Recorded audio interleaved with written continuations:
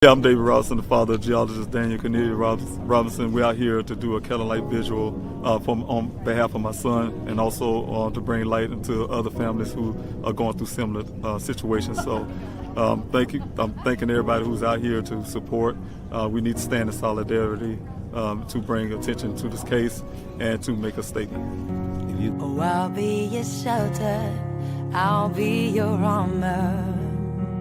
I hear you whisper underneath your breath. I hear your SOS, your SOS.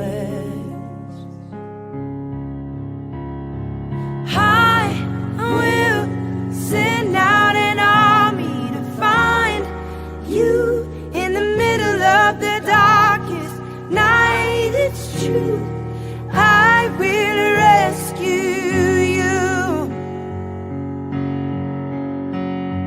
I will never stop marching to reach you in the middle of the hardest fight. It's true, I will rescue you.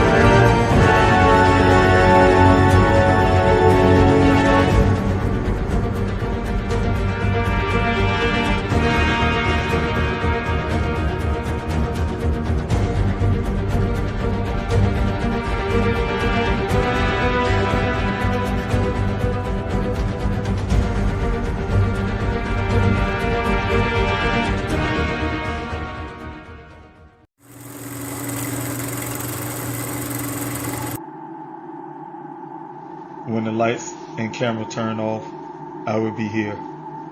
When the interest and conversation fade, I will be here. When there's no one around, a father will do anything it takes to be there for his son, to protect his family.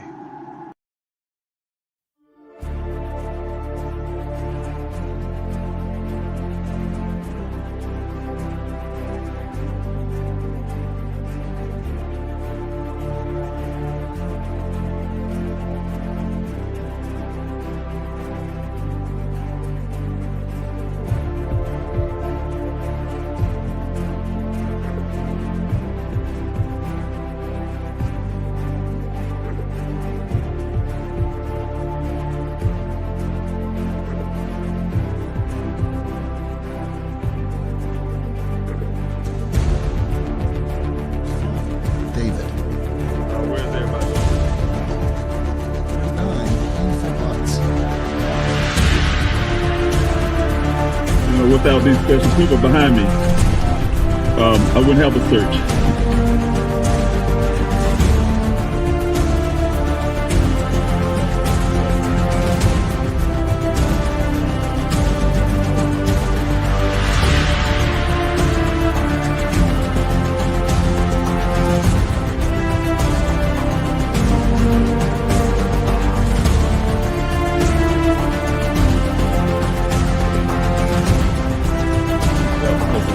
Seatbelt locked, so we know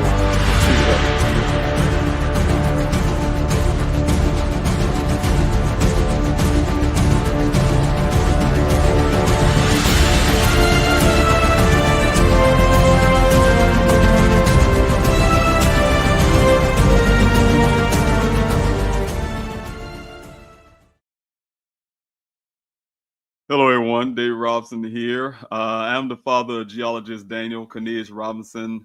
Thank you so much for joining in with me on this live stream on this evening. I truly appreciate each and every last one of you, the many of you who have been from day one supporting everything I have been doing, and that's what searching for my son, fighting for him, fighting for his honor, also fighting for the integrity of his case. The standing in the gap for him to make sure that he is receiving the justice that he deserves. My son Daniel, for those to get you updated, for those who may just learn about Daniel case or just joining in, my son Daniel, he's a geologist. He graduated from the College of Charleston in Charleston, South Carolina. We were born and raised here in Columbia, South Carolina, but he decided to take his career. He graduated with honors. He took his career out into Phoenix, Arizona, where I actually went to Flagstaff first, landed a job with a company called Matrix New World, also called Matrix Southwest Groundwater, to start his career, to start his life. They hired him on as a field geologist, also called a hydrogeologist, where he goes out to various well sites all across Arizona, not just well sites, but to assess groundwaters all across Arizona, which is a desert state. And they rely heavily on groundwater. So groundwater is one of the most important things for that state. And we definitely, like I said, relying on those groundwater. His job is very important. Being a field geologist, hydrogeologist, is very important to make sure that these communities are built can have water that lasts. That's have 100 years of water. And that system should be able to recharge itself 100 years after that 100-year process. But again, my son took his life and career out into Arizona, moved to Phoenix, Arizona at first. Been working for the company almost 3 years. He decided to move into a city called Tempe, Arizona, which is on the outside of Phoenix. And he'd been living there when he went missing. Went missing on June the 23rd of 2021. Which will be in a couple of days, June 23rd, it will be 4 years that Daniel went missing. Believe it or not, that time went by really fast. But he went missing from the well site after meeting. He had two assignments that day, go to two well sites in Buckeye, Arizona. He went to the first well site according to his job. And also according to a picture that Daniel took of the logs and things at that well site. That he went to the first well site, and then his mission was to go to the second well site to meet a person named Ken. Ken is a person that works for a drilling company. A drilling company goes into these sites to drill wells. This well is already established, but they was actually pulling the water volume out of the water. That would have been the job, and his job is to see if those that do whatever his science work to be done. But he met Ken according to Ken. He met him out on Sun Valley Parkway, which is a road that is west of Phoenix, is out west. Buckeye's out west of Phoenix towards California. He went out into that Sonoran Desert. We actually went out to Sun Valley Parkway, met Ken on the side of the road, according to Ken, that morning outside of the desert on Sun Valley Parkway. My son followed Ken into the desert 1 mile west, 2 miles north to get to a well site where Daniel should have been working with Ken. Ken said they arrived at the well site at 9 a.m. They had a brief conversation. Despite my son living in Tempe, Ken said my son said something to the effects of wanting to go back to Phoenix to rest, though he don't live in Phoenix, and there would have been no reason to do so. But that's what Ken said. And then some other words he was saying that Daniel said things that didn't make sense to him and so on. Though he didn't know anything about Daniel, he said that Daniel just waved off to him, jumped in his Jeep, and drove off to never ever be seen again. He said he waited some time, and then he decided to go look for Daniel. He notified Daniel's job. He was going to look for him according to him. He also followed Daniel's tracks. He said it was raining. One way he said it wasn't raining. One part he said it was raining. But nevertheless, he said he seen fresh tracks from Daniel leaving the well site. Again, you remember he came in, followed Ken into that desert 1 mile west, 2 miles north. Ken said he drove down south and made it to the T-junction where they would have turned to go north. And he noticed Daniel's track going to the right instead of going to the left back towards Sun Valley Parkway. But he said he made sure he stayed left of those tracks to make sure he didn't disturb them, because law enforcement would come looking and this thing would go national. After that, he told me that he traveled out westward with wherever the tracks led that went right, which we already know that trail only lasts for a few feet, 100 feet before it goes south. But he made it to a gate, a wooden gate. He said he got out of the vehicle, he opened the gate, he drove through the gate, and then he went another mile or so through that gate until he came into an open area where he got up on a higher elevation to see if he could see Daniel from a distance. He said he didn't, so he started painting rocks with red spray paint so law enforcement would know where to come look. So those are the things that we know about the person that last seen Daniel. Of course, his story wasn't scrutinized by the law enforcement. His cell phone pings wasn't searched. His, all those things was just his word. Here it is. Daniel, after 30 days, Daniel vehicle showed up near 30 days. Daniel's vehicle showed up farther out in the desert, in a remote part of the desert, in a 20-foot ravine. It was lying on the side. His Jeep Renegade was lying on the side, on the passenger side. Everything on Daniel's body, from his underwear down to socks, was 3 feet away. Well, allegedly, his clothing was 3 feet away from that vehicle. According to the rancher who found the vehicle was very clean. It's as if it just happened. So he and his worker, they went out to look for the person that could have been injured or hurt in this accident, or they thought at the time was an accident. Of course, they didn't find anyone, but when he talked to his wife and described that to his wife said, "Hey, that's the Jeep that she heard about on local news." So, of course, he took a picture of it, took his pictures, and sent it out to Buckeye Police Department. They said, yes, that's the vehicle they're looking for. But there's a lot more to the story, and I wish those who don't know Daniel's story, if you can, just please go to Please Help Find Daniel YouTube channel. You see a lot of my videos talk about it.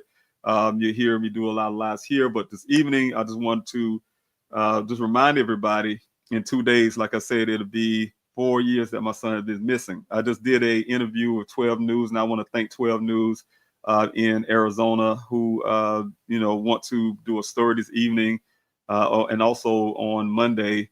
If you guys in Arizona, if you guys not in Arizona, you want to check that out, you can. And also to highlight that Daniel's been missing for 4 years, and the search is not over. Of course, you guys know I have done my last search. So the last search I've done was on April the 12th, and that search had yielded some things. That didn't yield the answer that we're looking for, but what it did is it helped me get law enforcement more involved. For instance, I had a 3-part search, so it was very successful. We had a line search that was based on a tip that I received in Daniel's case, that this area needed to be searched because of that tip. Also, a second tip that I was able to get Buckeye Police Department to commit to was in November last year, to commit to the search that I was planning, to be able to search an area that should have been searched a long time ago. And I gave them the information before, but now I was able to, because Daniel have a new detective in the case, he was able to listen and agree to do the search of an area where we had a second tip. We have a tree with a lot of bullet holes in it. That's really a few hundred feet, or not too far from where Daniel's vehicle was found. So of course we wanted to get that checked, because when in my searches in the cadaver dogs we utilized had always pointed out this tree. So we want to make sure we put law enforcement involved with that. And also the third part of that search was out. I utilized the Arizona Rangers. They're not law enforcement, but I utilized the Arizona Rangers to go out and on the area that to this date, I still have a hard time getting the ability to do a line search, only because the logistics to get people over the Hansneapa River, even though it's a dry bed, the dry bed is very hard to drive over unless you have like certain type vehicles, the 4x4s, UTVs, ATVs, type vehicle, horse, whatever. You will not be able to get the kind of people over on that side to do a proper line search. So that's one of my difficulties even to this day. But I was able to utilize the Arizona Rangers to be able to search that area again. And also because I've done it myself, went up to the area we call Pride Rock, right there, west of it, and searched the area where the mountain lion lived. I've been there before. My daughter and I and a couple of team of people was up there to search that area, but there's only a few of us. But being that they're, those guys are heavily coordinated, they was able to do the search there as well on that day. So a lot of things got accomplished, and the fact that that search was my 50th search. I couldn't believe that. It's amazing to have 50 weeks of this, not including the ones. This is 50 weeks of public searches, you guys, the weekends. But we also have weekday searches, that haven't ever been counted in this number of individual search. Like myself, I would come out there and on a few people, a handful, or just me myself. But also we had the city search. We had the flyer distribution every weekend. We had, just those things that wasn't counted in this number. But what I'm saying is, just the fact that was the 50th search. I also have Mr. Petito, gave his father to join in. He wanted to come out to one of my searches. He said he wanted to do it for a while. So he called me, of course, and he wanted to come out there. So he's out there to help as well. So we had a great time out there. When I say great time, we was able to get the family back again like we had before. You guys know that when I have my searches, it's always a family-oriented thing. Everybody's like really, really, really so much love there. Everybody's there for a mission and a reason. And nobody care again about your political ideologies or any kind of thing, but we're all there as a family, and we feel that way when we're there. So that was one of the highlights of being out there in the desert, to be able to see some of the people again who was out there through thick and thin with me. 118-degree weather in the summertime. They've been out there with me in the winter months. It was good to see their face again, a lot of them.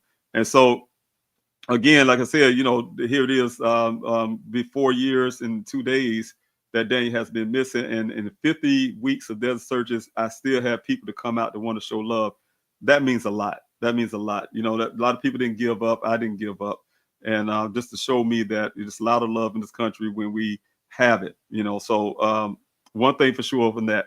Also, I just want to remind everybody I have a Candlelight Vigil for two things. Again, I'm going to go back on the 23rd. I plan to do a live stream like I'm doing here now. So if you guys want to join in and watch the live stream, I'm going to do something to commemorate, that it's been 4 years that my son missing on the 23rd. In 2 days, I will be doing that on the 23rd. It's going to probably be short and brief. I want to spend a lot more time with my family, but it's going to be something short and brief to say, hey, to everyone, my son has been missing for 4 years. I'm not giving up on him. I'm still here. I really need you guys to continue to support. What we do as a family, we also looking out for other families as well. It's not a selfish thing. I mean, I don't have all the resources and funding and all the stuff in the world, but I take whatever I have and try to do the best with it. So that's going to be on the 23rd. But then on the 28th, I will have the Candlelight Vigil. You guys already know about this one. It'll be the Candlelight Vigil on the 28th of June. That'll be next Saturday at 6 p.m. If you guys is in Columbia, South Carolina, you know about the State House downtown, the state capitol, the State House, Columbia, South Carolina, 29201. We're going to have the Gabby Petito Foundation there. We're going to have the Missing Struggle. And also, of course, myself representing the Daniel Robinson Foundation will be there to support this event for missing Americans and their families who will be coming out to talk about their loved ones' stories, try to have media out there so you guys can hear about it. So we can have that one person that may hear these stories and hey, we got some answers. So we should all be doing this. We should all be doing this, some form of fashion, sharing a loved one's story. I have to do my part. I have to do my part with it. This is the way I do my part is doing events like this. This event, I actually wanted to do the Candlelight Vigil on the 23rd on Daniel's on that date. But of course, it's a weekend. Weekend is better to get families' ability to be there. From time off from work, things like that, get more people eyes on the situation and things like that. So that's why I chose that. I originally had it set for Phoenix, Arizona, like I did years prior, but this time I wanted to make sure it was in Columbia, South Carolina. This is where we're born and raised. This is where Daniel, was born and raised. Where his family is. His when I say family, grandmothers, both his grandmothers. Just the sheer fact that have aunties and uncles, cousins, people from the College of Charleston's classmates to high school friends, you name it, everybody's here. So get an opportunity to be a part of this event,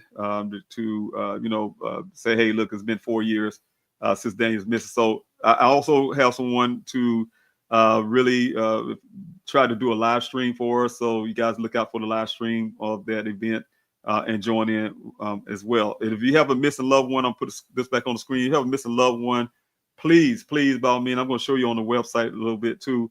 Please, by all means, go to pleasehelpfinddaniel.com and sign up. Whether you can be there in person or not, please go and sign up, and you'll see what I mean. You can fill out the form, fill out the information about your missing loved one, and we want to be able to share your missing loved one story at the event. I'm telling you, all it takes is a right person to hear your story, and we can find a lot of answers and bring some family members home. So that's important. I also want to give a special thanks, because this is very, put a big smile on my face on a lot of areas, you guys. The Missing in America Network.org. I think she want to be called Jazz, but Dakir, I think she want to call it Jazz, but really been a blessing to this event. So I really want to thank her and give her a special thanks, and the organization, the Missing in America Network, for the love to supply candles and things like that for the Candlelight Vigil. Went overboard, so I really appreciate them for what they have done, and I can't thank them enough, but I really appreciate them. So I just want to kind of make sure I say thank you on this behalf of what I'm doing on this live stream and everything else. So I don't know if you guys are familiar with them, but please check them out and show love. They really rely on donations just like anybody else. So if you guys have those, please help them out as well, because they're helping a lot of people, even help myself, family like myself. So again, I want to thank everybody who's on this live. I want to thank for you being here, but I want to go to pleasehelpfinddaniel.com really quick, and so you guys can, if you have a family member and you want to share that loved one's story, again, just come to the website pleasehelpfinddaniel.com. This is the website, pleasehelpfinddaniel.com. You come down on the first page. I mean, it's right here on the first page. As soon as you come on the website, you'll see it right here, this green button right here that goes right across here. You definitely, this is a family sign up. Family sign up sheet will come up. You fill that out and get all the information about your missing loved one. And of course, my team will go through those, and we'll be able to put that story out at the event. So I'm not gonna go through the whole contact page, but when you sign up here on this contact page, it'll take you to the next page, and the next page, where you can actually sign up and be a part of this event. If you come in person, you also can sign up on this event in person or not in person. You can sign up for this event. So I'm hoping and praying that I can get everybody to be able to participate one way or the other. We need families. We need your voice heard. That's what I'm doing this for. It's not just for Daniel Robinson. My son. That's why I call this event America's Son, because he is America's son. This is what's happening to Americans every day, not just one day, but every day. We lose over most times 600,000 Americans every year to missing family emergency like this. Also, we have 3,000 a day, 2,000 of which are mostly children. So again, we have to make sure that we're doing our part as Americans to bring our missing loved ones home. So I just want to say, it's very important cause. For everything, you guys, those who've been donating, I'm telling you something, those who've been donating, I would not be doing anything I do without you guys' help. So I really appreciate those who have been donating, who have been helping any way that you can. I can go into the chat section right now and thank everybody who's on the chat section, who's been saying very kind words. Those things are things that help me go as well, keep my morale up. It is not easy. Like when I did the interview today on News 12, it's not easy when they ask the question like, how do you feel here at 4 years that Daniel, in 2 days that Daniel has been missing? I can't say it's getting easier. It's every day for us. It's not, well, this day is harder than the other. All the days are hard, because Dan's not here. What I miss, he asked about my son. I miss, again, I'll say this many times in public. I miss our last our conversation, the 2 hour conversation we have every time we talk. We have done that sometimes 1 or 2 times a week of talking. So the thing is, I miss those. I miss his voice. I miss even the family dynamic portions. When the person can feel like they can get on your nerves sometimes. We miss all of that. Every dynamic of the person, you miss them. And one thing I had told the reporter as well is like, uh, when you have to reduce your loved one down to a voicemail, an old voicemail or old video, that's the only way you can remember that person's voice. And then you say to yourself in your mind, like, I don't want to forget this person's voice. Your loved one, and especially for me, as he's my son, he's my child, regardless he's a grown man, he's my child, and just the fact that here it is, he's missing. You just don't have that closure or ideal or what happened. You don't know what to think. He's here or he's not. So that's one thing that families go through, and it's a struggle. That's why I say this is America's Son Candlelight Vigil, meaning that it happens to Americans every day. This is nothing unique to the David Robinson or the Robinson family. It's happening every day as we speak. We have missing loved ones. So again, I want to go real quick into the chat session before I jump off. But please, everybody, if you can, share. I have a hard time of getting the time to really promote like I really want to. So I really rely on you guys to do that as well. You see, please help find Daniel Facebook. Yeah, please help find Daniel Instagram. Please help find Daniel YouTube. Please help find Daniel TikTok. But when you go to Twitter, of course, X is please help find the number 4. Please help find 4. Please go on these platforms that we have and share. Like this event, help me share it. Hey, we need people out there. I want to be able to tell loved one stories. So please, I'm relying on things like that. I don't get the algorithms, and a lot of times they want you to pay and boost your page and all this kind of stuff. I don't even have the time to even sit down and try to figure out how to get these things rolling. A lot of times to get the algorithm going and the point to get these stories shared. So when I have lives like this, if you just can like what I'm doing right now, if you're listening to me right now, you can hit that like button and just put some hearts or something on the chat section, something, or a thumb up or something. Believe it or not, that helps with the algorithm and help me get out a little further and get the broadcast out a little further. So we do things like that. It helps out a lot. It can be anything. You can post anything, or like I say, a heart or a thumb up or something. But if you keep doing that kind of stuff as I'm talking and things like that, it helps with the story getting out there for other people to hear. And also, I encourage you to share it on your page as well. But I'm gonna jump off really quick, and before I do, I want to share and also say thank you to some people on the Instagram side. Crimson Crime, thanks so much for being here, and Nestor. Oh, okay. Anna's Travel. Thanks so much for being here. Patlin, thanks so much for being here. Lizzie, thanks so much for being here. Shorty Red, thanks so much for being here. Kinley, thanks so much for being here. I see you all.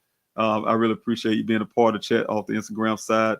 Also, I have Summer. Thanks so much, Summer, for being here. I really appreciate this. Oh, thanks for reposting. I really appreciate that. Also, and that's what I'm talking about. That helps with everything. Chaka, thanks so much for being here. I really appreciate it. Tracy, thank you so much. Hello to you, Chaka. Thanks so much for being here, Tracy. Lily, thanks so much. Bless you too. God bless you. Thanks so much for being here. I really appreciate it. Let's see who else I have here. We have Lola. Thanks so much for being here. God bless you. And Cha-Cha said almost yesterday, Lord, here, please, Daniel, where are you? Thanks so much for your prayers. I truly appreciate it. Art Kid, thanks so much for being here. Pug Mama, thanks so much for being here. Mystic, thanks so much for being here. Also, Mary Ellen, thanks so much for being here. Let's see. Ketcha, thanks so much for being here. Nicole, thank you so much for being here. Nicole say, I'm hoping you get the answers you deserve. For Daniel, I just moved back home to Arizona, not far from here, and have been out off-roading that way. I'll always keep my eyes open when I'm out there, when we're out there. Thanks so much for doing that, Miss Swift. Thanks so much for being here. I truly appreciate it. Thanks so much for doing that. All eyes We really need them. We really need them. Thanks so much. And if I can be in Arizona, you guys know when I started, y'all, let me tell you something. Everybody kept me there for 2 years. I was there 2 years straight until the funding started going dry. I was out there fighting, and I'm telling you guys, it's when you got your boots on the ground, like I like to say, being able to be out there and do the work. I rely on people like you, Nicole. Thanks so much. I really appreciate you doing that. When you're out there, you're still keeping those eyes open for things, especially now that I can't be out there as much as I would like to. So I really appreciate it, and tell you right now, please be safe out there. I know how the desert can be. Also, Ashley, thank you so much for being, you and your family be safe. Ashley, thanks so much for being here. God bless you too. I truly appreciate it, and I hope you do catch that visual. Like I said, I'll have someone live streaming it. Thank you, Mary Ellen, again. Ashley, thank you again for being here. Also, let's see who else I got. Let's see. Yes, and I will keep the faith. Mary Ellen, thanks so much for that. And let's say now, thanks so much for being here. I really appreciate it. Thank you for your prayers. We definitely need those prayers. Okay, and I have Michelle or Michael. I hope I say your name wrong. Yes, Miss Murray. Thanks so much for being here. I live in Phoenix, and do you happen to know when the next search will be in the desert? Well, you know, like I said on that search when I had the last search I had on the 12th, April 12th, I had no intentions right now to start another search until, unless and until, you know, I received some type of lead. You know, I can be honest. There are some areas that I'm very much concerned about that we're not able to have search that I really need to search, and it's within those boundaries. Because, like I said before, and I explain this to people all the time, I have not had the intentions or even want to say I'm out there searching the entire Sonoran Desert. That's literally impossible. But the thing is, the search has always been based on science. It's based on the information we received about Dan's case, the leads, and also the fact that, you know, like I said, science and the 11 additional miles that was found on that vehicle. So all that perimeter that we searched that came up with that 35,000 acres of land, that's part of that grid, that area that we're searching. And I'm telling you, it's still areas that we have to search in that area. So what I'm saying is, it takes time. People say, how can it take 50 weeks of desert searches? It depends on the number of people I have out there. It depends on the type of searches and where we can search. Again, I'm using that prime example. I could not get anyone over the Hassayapa River, and many people, not enough to do a line search, for instance. Line searches are very time intensive.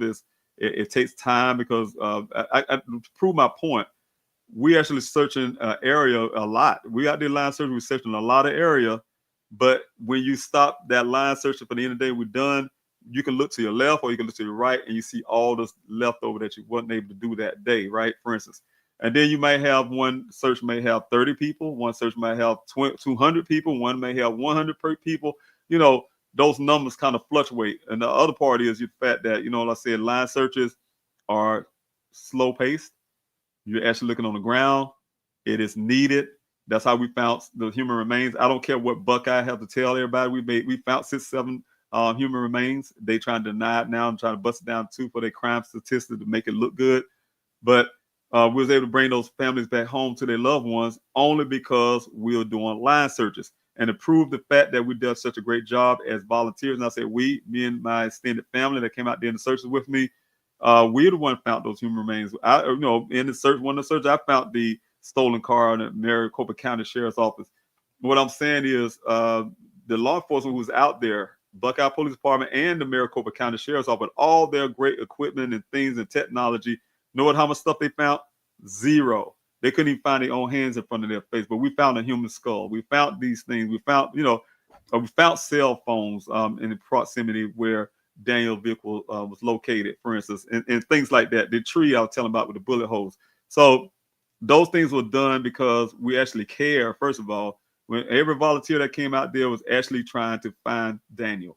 They were trying to find something. Every little clue. You'll smile when we're out and searching. People call on the radio and they do a halt and they say, "Hey, I seen this weird cup on the ground or something," because they actually looking, because they actually care. And you can tell the difference when there are people out there searching with their eyes because they care, and this other ones are doing it because they say, oh, it's just my job. I can say I just been out here doing something, riding around or whatever. And that's where I think law enforcement is approaching it. They can say, hey, I've been out on a search. It's almost that scenario. You guys heard me say this before, and I'm going to say it tonight. The same scenario when someone could say, David, can you go in the kitchen and get that jar of jelly in the cabinet, right? Can you get that jar of jelly? Go find a jar of jelly and bring it back. Yeah, sure, I go do that. And I go in the kitchen, I open up the cabinet, and I see a whole bunch of stuff in the cabinet, with jars and bottles and everything else. And I just open it up and I look around my eyes, and then I shut it back. And then I can literally say, I went to go look for it. And I say, well, I didn't find it. But I didn't put my hands in there and actually move things around and look for it and actually find that jar of jelly. That's the way law enforcement approached looking for Daniel. And that's what I was saying, the reason why they couldn't find their own hands in front of their face, because them, it is say, as long as I could ride past this trail or flew in this area, and I can show people that I had a helicopter in there or I had a duck or whatever the case may be, that's the end of the story. They pat themselves on the back and say they did their job. But we have volunteers like yourselves and people like myself that went to go out to other searches as well, not just Daniel's search, to help other families. What I'm saying is we are actually out there looking because we care. We really want to find the person. We really want to find the person. We're not just doing it as a job or just say we was out there. I don't know anybody who's been in searches with me yet that came out there to say, oh, I'm just out here to go joyriding or something. No, these people taking their own gas money and everything else in their time on the Saturday. They could be spending with their family or relaxing, having a drink or going to church, whatever they're doing, but they out there with me in the desert. So again, that's what I'm saying is a little different. So that's why I look at it. So to answer your question, Ms. Murray, I really, really not planning a search like say, hey, you guys, I want to go out here, because I really do. I just don't have the funding like that anymore. So if I had the funding type stuff like that to keep things like that going, yes, I'll go and continue to finish those areas that needed to be searched that I haven't searched before. But right now, I don't have the energy, the drive to keep pushing and asking and asking and asking. So what I'm doing is, if I'm making a necessary thing, as if someone's to say, hey, look, you know what? Hey, Aunt Sabrina, I had to put you up here. Thanks so much, my auntie. You put a smile on my face. If someone came with a tip, and it's something I need to search, like for instance, the couple that other search was based on 12. It's something like that. Yeah, I would say to the public, yes, I really need funding to do the search, to follow this lead. Though, because those are things that is very specific.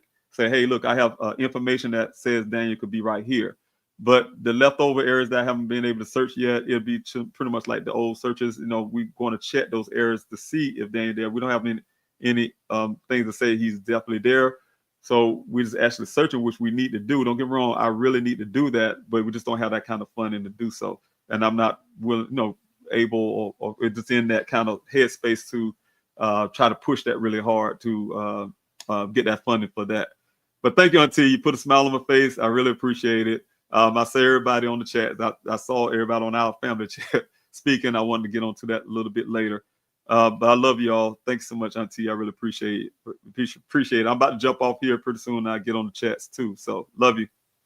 Also, just want to say thank you, Sharon, for being here. I truly appreciate you being a part of this live stream. Again, I'm David Robinson, everyone, and everybody who's on the Instagram side. David Robinson, the father of geologist Daniel Robinson. We have a live stream again on the 23rd to commemorate, in the sense that Daniel has been missing for 4 years. It's going to be something pretty brief and pretty short, because of what I want to do is spend more of that time with my family and talk with them about this. But then, on Saturday, the Candlelight Vigil, like I said, it's not on the 23rd, but it'll be on the 28th here in Columbia, South Carolina, at the State House. That's downtown Columbia at 6 p.m. If anybody want to join, it's open to the public. If you have a missing loved one, you can come too, but I'm hoping if you can, go to pleasehelpfinddaniel.com, the website, and sign up. And the reason why, because then we can put you on the program.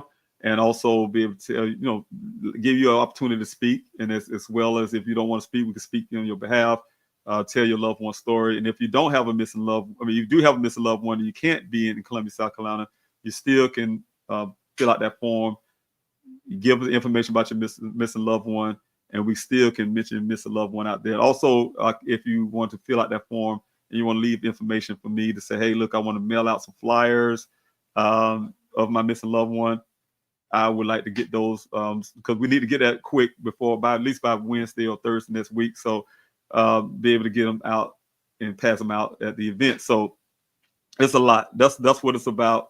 Trying to take everything I have, take this platform I have, the little platform I have, and try to make it, make it something to help as many Americans that I can. I don't have a whole lot, but the little I have, I want to try to do a lot with it. So, and that's how I want to be able to do that. If I had a big celebrity name or a bunch of people running behind me or whatever and want to give attention, that would be a lot better. But I had to fight for this. I had to fight 3 months. Think about this, guys. I had to fight 3 months. Hard, man. It was hard. That's why I really get a little offended. I do get a little offended when I have to be out there every night. Probably was lucky I get 1 or 2 hours sleep at night because I'm out there trying to push Daniel's story to a national level. Then they'll say they only made it to a national level because of somebody else's heartache and pain that they had to go through. That's kind of hurtful. It is kind of hurtful. What I'm saying is that, not saying that, I needed Daniel's story out there because the only way I was looking at it is when I was fighting and got the local. First of all, I had to fight local. And I would think people like Nicole Griggs and Josh Sanders, the 2 reporters in Phoenix at the time, who was the only ones that actually started that for me to help me out to get Daniel's story on a local level. And on the news channels there. And, just the fact I had to do that and then fight for the national side of it. Fight hard, you guys, because my idea was I'm out here in this desert searching for my son, but I need eyes everywhere. I need eyes in this whole entire country, because I don't know where my son is. And that's the kind of father I am. And the way that happens is if I can get national news on this case, then that means they're saying his story on a national side where everybody get to hear his story. And everybody out there in the street looking for my son, not just me out here in the desert or when I run out of the desert and going to the city with volunteers and we're going passing out flyers in the city and mailing out them across the country. There's also people hearing it on the news and they actually, could do so. So that was really important to me. So that's why I spent a lot of time pushing it. And I'm telling you what really did it for me is I put a tweet up one night and a young lady retweeted that and it went viral. And that was one of the biggest things that I was able to get Joy Reid involved. Then they had the Gabby Tito thing at the same time because she went missing 3 months after Daniel, and then it picked up. So what I'm saying is, it took a lot of work, and for me to have to go through all of that pain just to do that, I don't want another family to have to do that. That's what I'm trying to say. Some families that will be coming to this event don't even have a voice. When I say don't have a voice, they don't have a local channel knocking on their doors to try to get their loved one story out there. They don't have any support from a big major network. I can't get a major network anymore. You know what I'm saying? Because when a major network approached me, the same ones that was putting Daniel's story out, I don't care, I was all over Dateline, Dr. Oz, so you name it. I just can name tons of them. When Daniel's story hit that national platform. But if I was to hit them up today and say, hey, look, I have the Candlelight Visual, blah, blah, blah, the first thing they want to ask me is, what's new? What is the you got any updates? Like the updates have to be something striking because for them it had to be something they could sell on that channel, that news channel, to give them the ratings. So my take would be it's not really about your loved one. It's not really about the pain that a family go through. They might make it sound and sensationalize, oh yeah, we care and this family going, but no, it's more of how we can get more eyes looking at the story. But for a family member, no, it's about the pain. It's about the pain of not knowing their loved one is located. It's the pain of not being able to get their story out there for someone to hear, somebody to help. And how did I do it? How to get that story heard? I don't know what the first step to do that. I hear people right now, they come to me and my son's story is put on America's Most Wanted Missing Persons, right? I'm not gonna say the bad thing about it, but what I'm saying is I was grateful that happened for us. But the bad part that for me is when I have families hit me up and say, hey, I want my family on there too, David. How can you help me get my family? And I'd go reach out to the same people that reach out to me. And then, of course, it don't really go nowhere. So what I'm saying is, it's not easy. It's not easy. So for families, they have to feel that desperateness of say, hey, how can I get this story out there? So it takes a little small things when I'm doing the whole point I'm really saying, it takes little small things of this. You all can do it. Anybody can do it. It's little small things, community things where you can say, hey, look, you know what? I just have to create with the pennies I got, in a sense, a candlelight visual or a something event to bring awareness to missing Americans somehow, and in hopes that you find a media who really cares. You know how many media channels I hit up right here in my state, South Carolina? I have News 19, News 10, and they know who they are, the BDM radio station, to whoever. And I'm still waiting on a feedback, for instance. What I'm saying is, not saying they're not going to be there and things like that. What I'm saying is, it's not easy to convince people to show up for you, right? When it's with for things like, but so we have to kind of stick together as families. It's got to be a grassroots movement that I do. Everything is grassroots. It's not some big company and some big organization that got some big foundation who got, it's not all of that. What it is just the love. I just care. That's all. It's simple. I just care. I love my son. We're not a selfish family. You see my auntie that was on here. She can tell you if she was right here talking. We're definitely not a selfish family. What we do, we believe in God. So of course, what we do is we just can't just say, hey, I'm just looking for Daniel, and God bless me with some knowledge now of how to do certain things, and then I don't take that knowledge and help somebody else. What kind of person would I be? So Daniel wouldn't do it himself. So the thing is, again, you guys, thanks so much for this. I can over talk and then I'm going to keep going. So I'm going to go ahead and cut this off and take it. Hey, thank you, Carts. Thank you so much for being here. I see you on the Instagram side. I really appreciate you being here. And thank you so much, sir, for being out there in that desert with me. I really appreciate it several times. I really appreciate you being a part of the Desert Searchers. Suzanne, thanks so much off the Instagram side. Phases, thank you so much. I am Sean Marie. Thanks so much for being here. Mia, also Musicated, thanks so much for being here. Nancy Beggins, thanks so much for being here. I have here on YouTube, Ketcha, thanks so much for being here. Also, Kendra, thanks so much for being here. Again, Tracy, thank you so much. Sharon and Auntie, I love you. And get ready to jump off, you guys. So thanks so much. God bless you. And I'll see you on the 23rd when I do live stream. I hope you can join in and be a part of that. Well, real quick before I leave, I just want to put this on the bottom of the screen because I really need this. Let me see if I can get it up here real quick. And I'm messing it up just as soon as I started to do so. I thought I was going to be able to get it up there. Maybe not. Okay, I think I got the banners. Yeah. So the American Candlelight Visual will be on June the 28th at 6 p.m. And it'll be in South Carolina, of course. Again, the State House, North Stairs, for those who know about the State House and you're from Columbia, South Carolina. It's going to be the north side. That's the Gervais Street side of and I want to make sure it's on that Gervais Street side. The same place we had the rally at the other Saturday. But we'll be out there at 6 p.m. And I hope you guys can join in and help these families. Also, if you are a family member who, like I say, again, want to be a part of this event, please help finddaniel.com. I'll show you how to do that. As soon as you get on the page, you'll see that green tab going across the screen. You sign up there, whether you can get there in person or not. Please sign up so we can share your loved one's story.